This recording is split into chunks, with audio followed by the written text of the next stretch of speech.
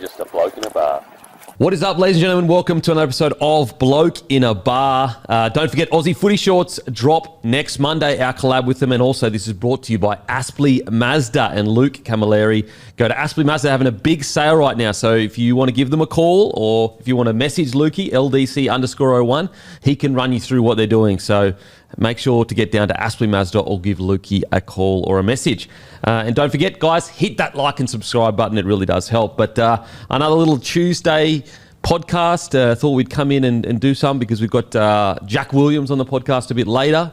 So we said, you know what, before that podcast, we'll get something out whilst there's been some updates going on in regards to some big news. But Matty, his voice is fucked again.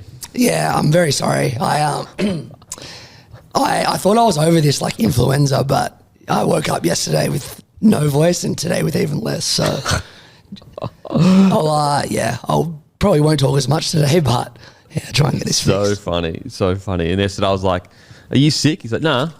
I'm like, okay. Yeah, nah. It's it. And then, yeah, it's just like this, like I was up all last night, like with the green phlegm, and it's just, it's a nightmare. So you are definitely still I'm sick. definitely still sick.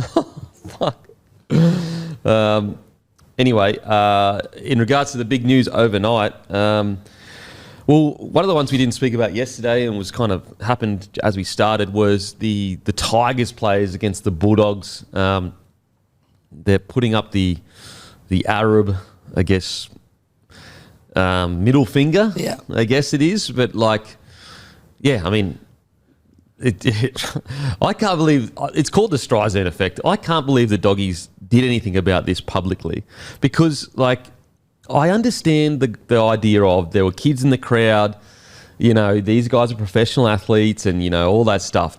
But, like, surely you go behind closed doors and you might just give the Tigers a call or whatever because now everyone's talking about it. Whereas, like, no one would talk about it if we didn't find out the Bulldogs were complaining about it. I don't want to be harsh, but it seems like they're just being sore losers, to be honest. It's bizarre. It's really, really strange that they would reach out and complain about that because, like, and I know there's a different standard. You can't expect fans to have the same standard as players. Players are professional athletes. They get paid a lot of money.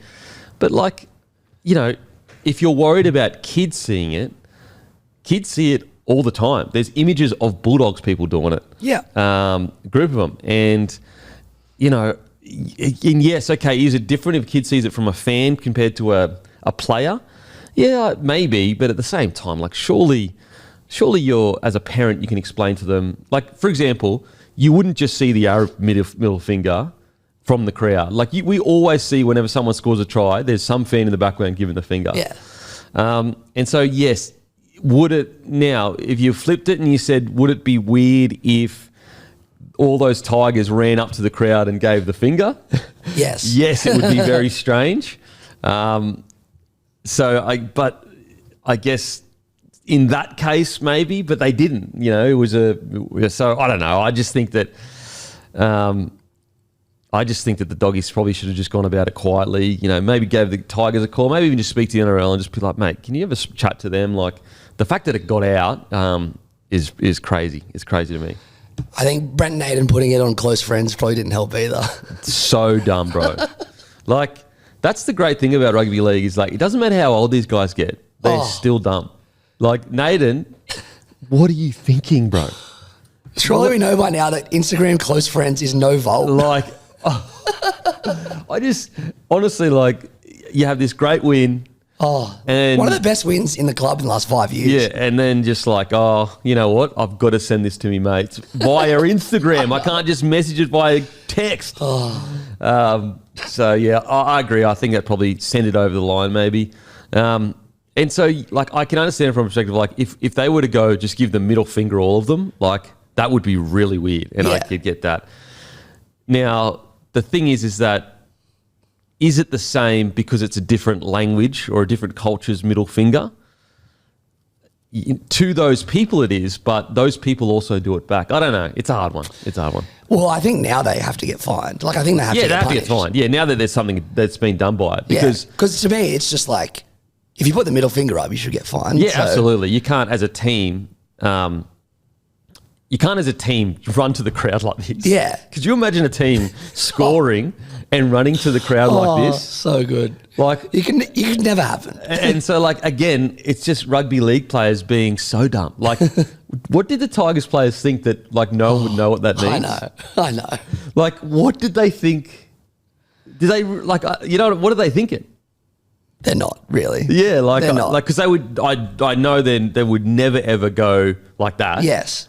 So they would have literally thought they could have got away with it. Yeah, but so like, but if I was the Doggies, I would have done it really discreetly because it does look like, it doesn't look great. They look like sooks now. Yeah, it doesn't look great. I would have, I think if I'm being totally honest, the NRL should have just fined them anyway.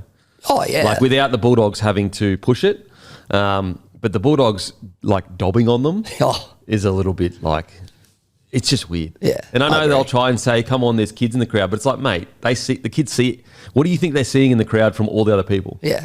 Like, come on. It's a footy game. You're going to hear F-bombs. You're going to see people drinking piss. Like, I think that as a parent, yes, okay, it wouldn't be great if your kids saw that. But surely you can explain to them, like, yeah, absolutely. That's something rude. You don't do that. That's disrespectful.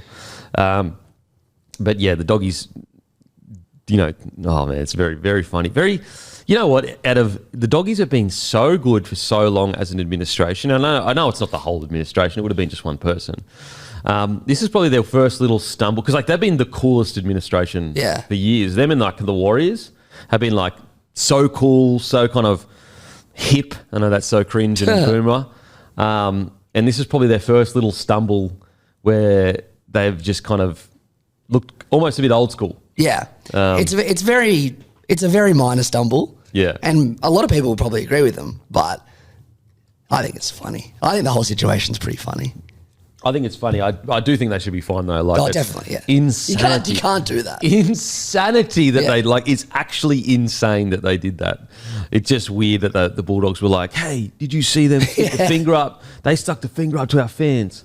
It's like, oh, bro, come on, man. Yeah. It's funny with rugby league. We're so desensitized to it. Like, you'll take your kids to watch a guy get completely flatlined, knocked out, concussed, blood everywhere, but don't give him the finger. Yeah. It's so weird how we have this different standard of like, you've got this like 10-year-old kid and, Victor Radley's got blood spurting down his face, his nose all broken, he's like passed out on the ground. Yeah. That's all good. But don't give him the middle finger. And it's like all over ads, all these like massive big hits. All good, but middle finger's too far. That's where we draw the line. Yeah. But like, I understand it. I get it. There are certain things we've kind of been, as a culture, we accept and certain things we don't. So I do think they should get fined. I do think Naden, I cannot believe, like, look, I get a rookie making his first mistake like that, but Naden, as old as he is, to do something, it's just like, bro, that's why rugby league's so great, is we will always have people, whether they're 18, whether they're 27 years old, just doing silly shit. Yeah. Yeah, Naden's is definitely not his first indiscretion. Mate, like, what about his grand final one? I won't go over it again. Because I was it was funny, like me and Harry were talking about it in the crowd, like when we saw him named, and we were like... He killed it that game too. It's one of the not great. It's not because it's not good, but it's one of the craziest. It's a great yarn. One of the craziest stories of all time. Like in 20 years ago, there was actually a play. Like in the first grand final, Panthers on. One of the boys went out the night before, and he got called in late. Yeah, and he had to come off the bench, and he actually ripped. Yeah, like, it's absurd to the extreme. Yeah, it's crazy. So, I will say, like, the Tigers boys as a group doing that is insanity. Like, because they would have had to say something about it to all do it, surely. Or you reckon it couldn't be a coincidence that two of them did it. But do you reckon it might have been off the cuff? Like maybe one of them did it and then they all just did it? That's possible. Like if let's say you score the try and you do it, and then the boys just see behind you and they do it as well. Yeah, so like if, say, for example, Samuela did it and then Naden might have looked at him or vice versa or whatever. Yeah. Oh, it's possible. Yeah. Maybe. But it was like everyone was doing it. Yeah.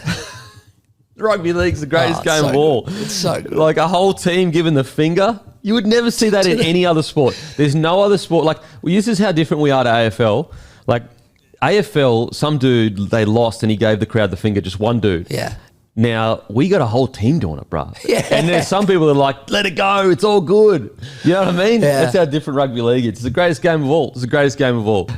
So, yeah, listen, I definitely think it should be a fine. You can't be giving the crowd the finger. Absolutely. But is it the end of the world? Like, come on, let's relax here. It's just dumb. It's dumb. It's rugby league. And it's rugby league. It's purely rugby league. And, doggies, I just would love to know, how did that get leaked out? Like, surely you keep it super discreet, straight to Abdo, just a phone call. Hey mate, check this out. Like, come on, this isn't acceptable. And then Abdo chases it up. Yeah, not sure. Very strange. Yeah. Like how that got leaked out. Unless the doggies wanted it leaked out, I don't know. Surely a bit not. spiteful. I don't know. Yeah, maybe. Interesting situation the doggies find themselves in, because like they were so good last week, the week before. And then they come against the Tigers and like, look, I'd understand if the Tigers beat them in a close match, but like, it was a pretty dominant They win. got dominated. Yeah. Their And fours it's got dominated. It was not even close. like so many errors. And it's funny, like the week before the Manly performance, I remember saying up there, like, I'm getting a bit worried about the Dogs. And the boys thought I was talking about Galvin. I was like, I'm not even talking about Galvin. I'm just talking about the forwards and like just everyone dropping the ball all the time, especially in the second half. And unfortunately, that just came true from them. Like they just could not hold the ball. And I understand it was wet weather and that, but like it was wet weather for both teams. Yeah, the conditions were atrocious, but like they haven't been able to hold the ball in the rain at all this year. Well, like, even in dry weather, they haven't been able to hold the ball at times. And the thing is like, if you want to be the Penrith Panthers, you've got to be able to. They can complete at 85, 90% in the rain. Now, obviously back then they used to have a bit of problems with it. I will say, work in progress though, but I am definitely, it's got to start happening soon. Like there's no way you want to be rolling into finals footy, win, loss, especially if you're the Doggies. Like if you're Panthers or something, maybe because you've just been there so many times. If you're the Broncos, maybe because you're just such a friggin' rock solid diamond side. But I think like the Bulldogs, like they need to go into finals with confidence. And I don't think the Bulldogs will be happy with anything less than a prelim this year. Absolutely. And so you're probably not going to get to you got two cracks at the cherry, but you're probably not going to get to a prelim currently with your form. Yeah, but even if they come the top four, if they get straight setted, then that's a huge fail. Yeah, I wouldn't say it's a huge fail, just with how far they've come. I would say it's definitely a fail. Yeah. But I wouldn't say it's a huge maybe fail. Maybe that was a bit much, but you'd hope if they come in the top four, they'd be gunning for prelim, sure. Yeah, it's just like you got to remember though that this team hasn't essentially played. It's played one finals game together. True, and they lost it. And they lost it against Manly, and it was pretty much due to two superstars in a big moment. Yeah. Okay. Yeah. Maybe that was a bit much, but yeah. Like it still would be a failure because I do believe they've got a team to definitely at least win one finals game. Yeah. It's just like I think like finals footy is just a different beast, and when you've got a whole team that hasn't really played it that much, other than obviously some key players in like Kickow, as a team they haven't played it, but so there's been individuals that have played it. That's the biggest question with the Bulldogs. Whereas like the Panthers are almost the opposite. Like they could go into finals on a friggin' losing streak, and you'd still be like, oh shit, how are they going to go? Yeah. And so they're in a bit of an interesting spot. The Bulldogs haven't really. I wonder if Sorrello's sitting there going, oh shit, like is this the same as last year where we really fell off towards the back end of the year? Are we seeing that again? Is there a chance that because they are such a fit side that they're starting to fast the year too fast? And like that's something that a lot of people don't take into consideration is finding the balance between starting the year fast but also finishing the year peaking. Yeah. And so we'll wait and see. We don't know what the answer to that question is, but last year they definitely did run out of steam. For sure. And so I wonder whether Sorrello's sitting there going, ooh. Like we heard someone left in the comment section that Ryan Sims said that the Storm's training load right now is quite massive. Yeah. And so that would actually explain why they've been a bit flat at times. And maybe the same as the Bulldogs. Potentially. Yeah, possibly. Their training load is quite heavy right now because basically what happens, guys, and I've said this before, around now is when you want to be starting to, like the last month, if you're already in the top 4, you're like basically sitting there going, look, if we can just win 2 from 4 in this month, we drop a couple games, that's fine. We'll up their load, get them rock hard fit, and then we just taper it all off so that the last kind of 6 weeks of footy, they are just fully energetic, like so buzzing to get there. Because like sometimes when you're playing NRL, honestly, there are weeks where, like obviously you want to play, but there are weeks where you roll into a game where you're like, fuck, I'm sore, I'm tired. Like you're not buzzing it, you're not, bouncing out of your skin. Yeah. And so it's a real challenge to get to the finals after such a long year. You've got all these injuries, all these, little niggles, and to be getting to a Friday night and being like, I'm fucking ready to go. And so it's why Bellamy is so great. Like he's done it. That's why the 4 in a row is just like insane. Ridiculous. Like it's just insane. Their ability to juggle a season's like peaks and troughs is second. Like I can't believe it. Storms start fast. Yeah. And then they have had years where they've gone a bit flat towards the end of the year. Like I'll never forget that 19 in a row. Like 19 in a row, they win their first game and then they just get they play terribly. Who was it against again? Rabbitohs? In the prelim? Yeah. Penrith. Yeah. Oh, they didn't play terribly, but they got beaten handedly, I think. So there have been years where they have faded a bit towards the end. So it's just a tough balance, really tough balance. Don't forget, guys, give us a follow on Sportsbet. Go to the feed, give us a follow. And also the NordVPN Defense of the Week was Nikorima. Go to nordvpn.com/blokeinabar. Make sure to use this link, guys. Make sure to just click on it. It really does support the show.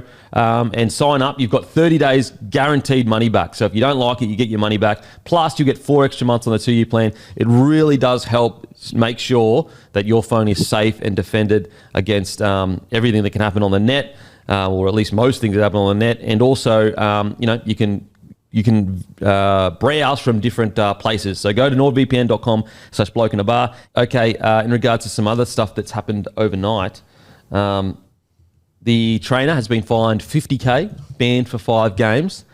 Jeez, they dropped the hammer on him. That is strong because, and I know like there are some people who go, no, it's not.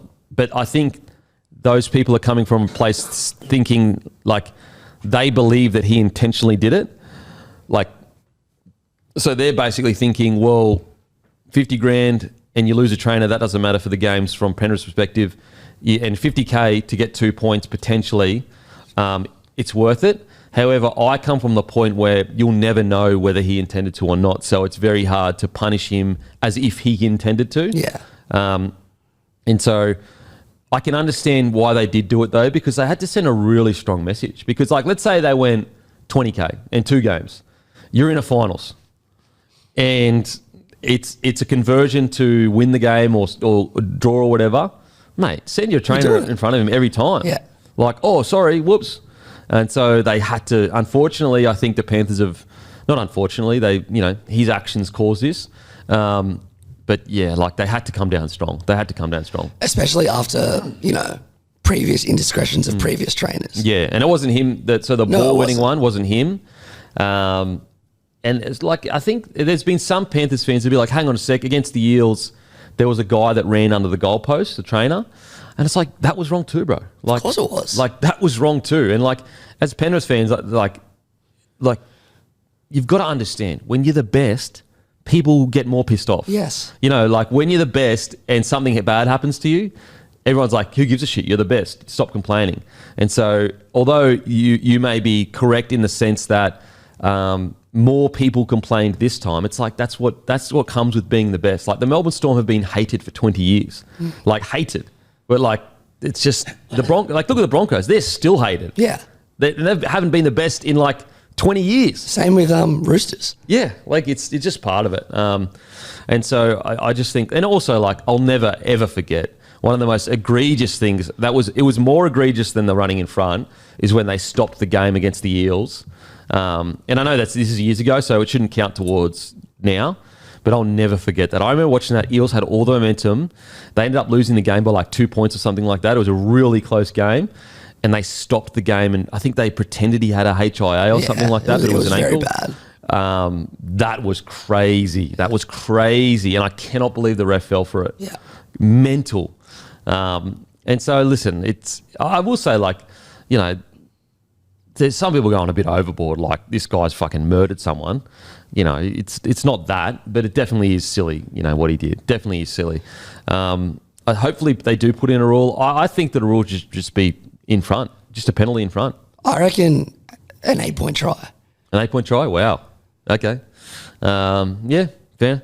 I just reckon a penalty in front's good because you're just like, you know, what did you almost rob him of? It was 2 points. You're just basically guaranteeing the 2 points. Yeah, fair. But, yeah, I'd love to know what you think the punishment should be, guys. I don't think it'll ever happen again. Like, I don't think any club's going to want 5-week ban. And 50K fine. And it'll be actually, the next one will be bigger. Yeah. Like, if a trainer does it, like, in a big moment again this year, he'll be banned for life. Yeah, it'll be a life ban, yeah. So, yeah, I obviously I saw Gus Gould saying it's the biggest beat-up ever. Oh, Gussie Gould, he's one of the greats. He is one of the greats. Listen, maybe he would, but I would be very surprised if Critter was in a big moment and their season was on the line and someone ran in front of him, Gus would be like, nah, not a big deal. Yeah. And then he missed that and they lost by 2 points or whatever. Or that 2 points is what drew the game. Because like some people that are saying it's not a big deal, you've got to understand, and I understand why they're not thinking about it because it's not their, you know, they don't have to think about it. But like people are playing for their jobs. Like right now, people are playing for their livelihoods. There are people in this team that if let's say they go on a run, the Titans, and they win their last 4 games, like do the Titans go, okay, no one's on the market. Let's say Hannah isn't interested or whatever. Desi Hasley, you got to round 10 next year. You know, because he hasn't been sacked yet. He probably will be sacked. But if he went and won 5 in a row and there's no one right now that's keen to come to the club right now, maybe you do go, here's 10 more rounds. And so, you know, by losing that game, it changes a lot. They could get the spoon because of this game. And so it's just like that's... I don't really understand the... like if you want to say, oh, it's not a big deal in regards to the trainer, it's not a big deal, it was unintentional or whatever, okay. But I will say the ramifications that if it did put Jaden Campbell off, they are big. They're big. This is people's livelihoods. Like this matters to people. You know, if they win the spoon, like everyone's going. Like it's like they're probably already going to do it. But as I said, if they go on and win they got 4 more games, 5 more games? 4, yeah, about that. Like, let's say they won their last 4 or 5. Like, that's a very, very different end to the season. Well, they're playing South and Tigers. Like, they might not get the spoon. Yeah, and also, like, you look at, they beat the Warriors and Panthers. Think about the confidence they're going to have for the back end of the season. So, there are big ramifications. It's not just as simple as a win and a loss. Like, it really could change things. And granted, like, like we do know Desi wants to go around again. So from his perspective, he is trying to win every game he can. Yeah. Now, yes, he probably still will get moved on. But me personally, if I was the CEO of, I would be looking to move him on. However, let's say he did win the last 5 in a row and there was no one interested. Let's say Hannah's like, nah, I'm going to this club or this club. I'd give him another 10 rounds. Because it's like, why move on Desi when there's no one else really available just yet? It just wouldn't be smart. Yeah. And if he goes in the back end of the season and it's starting to work for him, but anyway, I guess we'll see. I will say, like, as I said, the trainer didn't murder someone. There's been some people that have said some wild shit where you're just like, whoa. In regards to some other stuff that happens overnight, did you see Marion Seve? Is it Marion Seve? Yeah. Sporting the goggles. In North Sydney Bears. Love it. Suffered an eye injury while playing for the Storm's New South Wales Cup feeder side back in round 16. The club wanting to take a conservative approach to his recovery. In return, he was required to wear protective eyewear. However, that didn't stop him from having a blinder, no pun intended, with Seve bagging a hat-trick, getting 2 line breaks, 5 tackle breaks and 209 metres. He also made 21 tackles with no misses whilst wearing...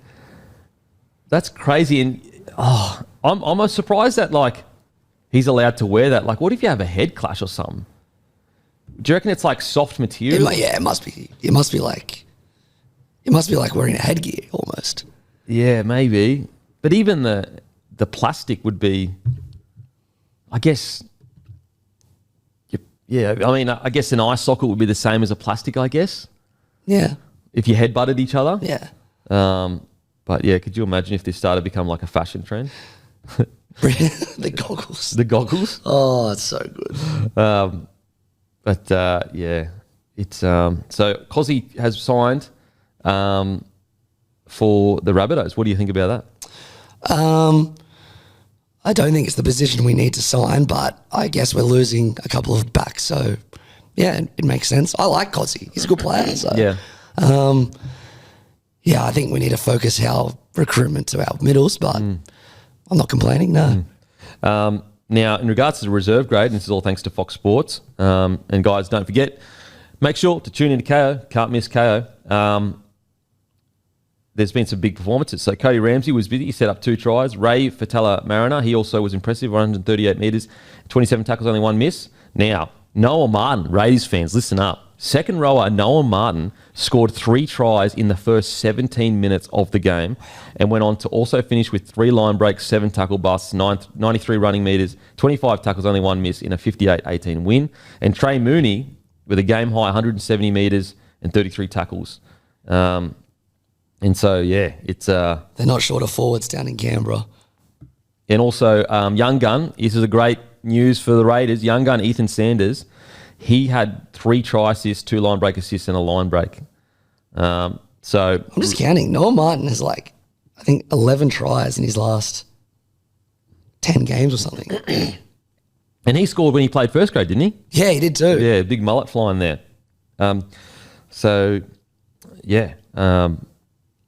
Just trying to think.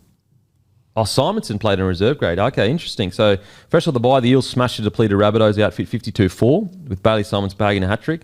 Also set up a try, had 4 line breaks, 7 tackle busts, 20 runs for 195 metres. He's a month into his return from a foot injury. Yeah, I got to say... Hang on, Simonson played reserve grade? I think so, yeah. What the hell? And when Will Pensini returned... He got dropped, but I reckon... I'm not dropping Simonson.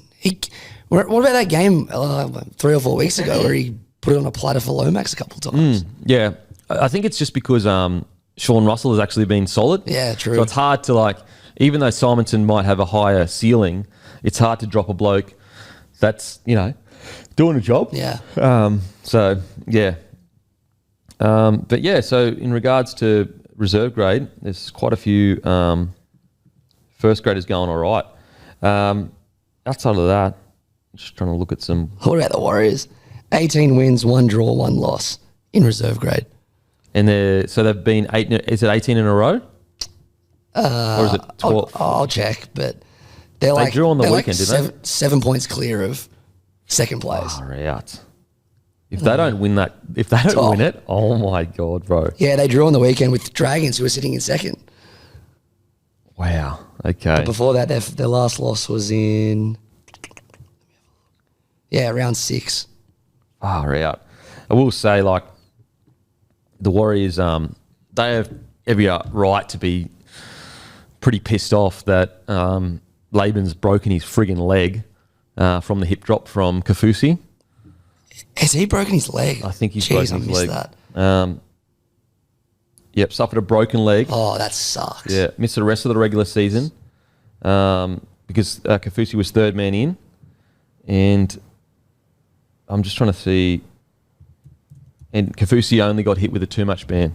Oh, that sucks. I'm all for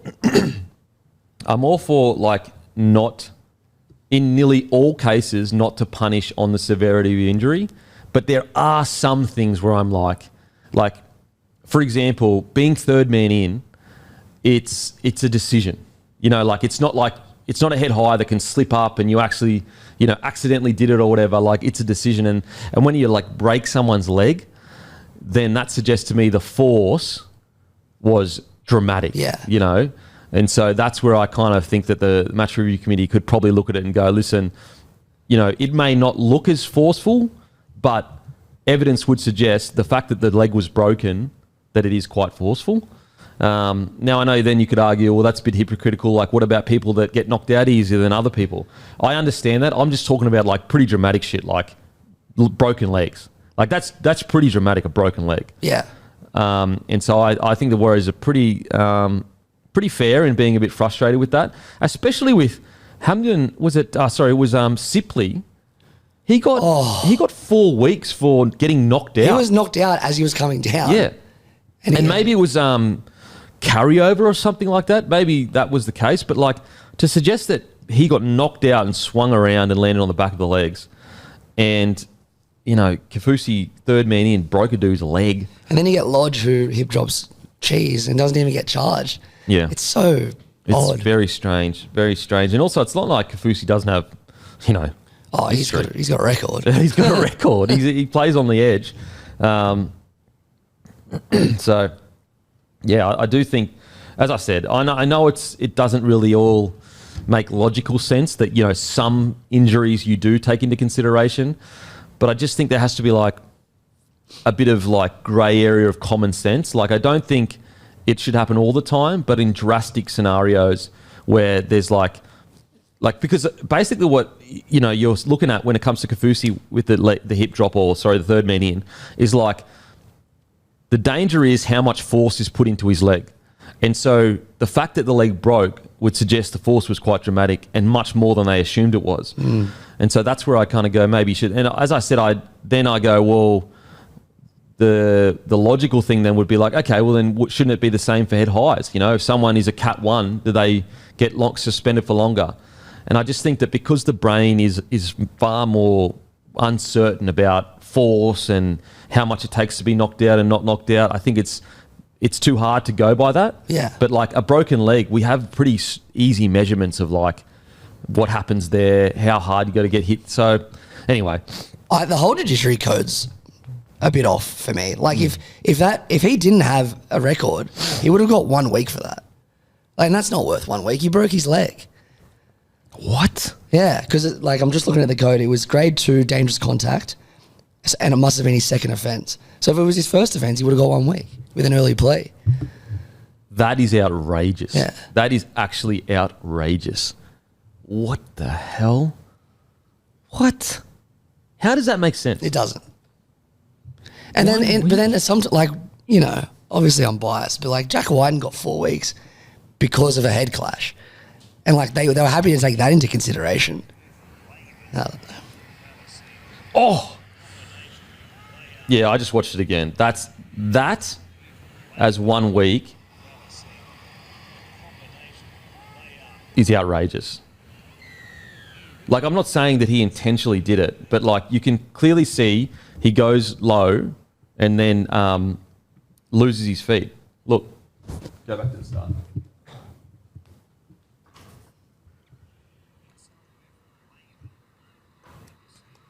Oh, that's terrible. You know what I mean? Like, yeah. It's he clearly goes low and loses his feet. Now, as I said, I know he didn't mean to do it. Like, Kaufusi's not that kind of guy that would intentionally do that. But it doesn't change the fact that he went low and lost his feet. They got to change this whole code. This judiciary code makes no sense. Like, the worst thing that could have happened was a grade 3. And even still, if it was his first offence, that would have only been 2 weeks. Like, but then how come Sipley got 4 weeks then? Well, Sipley must have had carryovers. What the hell? Yeah. I don't know. Yeah, that's very strange. Now, just quickly before we finish up, I've got to say, people saying that the hug between Galvin and Luai was a PR stunt. Okay, I was there. So I usually like to leave the game quickly because I like to go home. Yeah. But I was like, no, I want to watch them shake hands. And they didn't for ages because Luai had Fox. And then Luai was literally just talking to his mate. And then Galvin was walking off, noticed him, and then tapped him on the shoulder, and they hugged. Yeah, it was a genuine like, you know what's funny about that? It's like that is so rugby league where you see evidence of the story not being true that they hate each other, but you just go, nah, that's not true. Yeah, they still hate each other. Yeah, and that's how it keeps going. That, like, for example, next time this clash comes, they'll go, no, that was a PR stunt. That wasn't true. It's like, bro, come, what are we doing here? Yeah. you can have frustrations with a fellow player, but not hate them. You know what I mean? Of course. I got mates that I've got frustrations with, but I don't hate them. Yeah. You know what I mean? Like it's, you can see why Galvin and Luai can just be polar opposites. Luai, to be honest, it looks like an older brother frustrated with a younger brother. That's what it looks like. Where it's like, mate, I was trying to help you. I don't like how you handle these things. But I think deep down, Luai kind of gets it at the same time. And so they don't hate each other. But at the same time, he's going to be like, you shouldn't have left. We're building something great here. That's why that was, standing over him after that penalty or whatever. It doesn't mean he hates him. Of course, Luai does that all the time anyway. Yeah, absolutely. So I just thought it was funny. Like, that's so rugby league to be like, oh, they hugged? Nah, PR stunt. Like, crazy. As if Luai and Galvin are like, oh, bruh, after the game, what we'll do is we'll hug each other so they get off our backs. Oh, nonsense. Wouldn't that be evidence that they're mates then? Yeah. Like, how did they organise that? Yeah. I was just like, come on, bro. Alrighty. That is us done and doosted. Go to codesports.com.au/bloke. Enter the redemption code bloke. You'll get access to a special discount of annual subscription. As I said, brought to you by Aspley Mazda. Get into Aspley Mazda. They're having a sale today. And we'll see you tomorrow on the Captain's Run. We'll go fuck ourselves. Thank you. What's gambling really costing you? For free and confidential support, visit gamblinghelponline.org.au.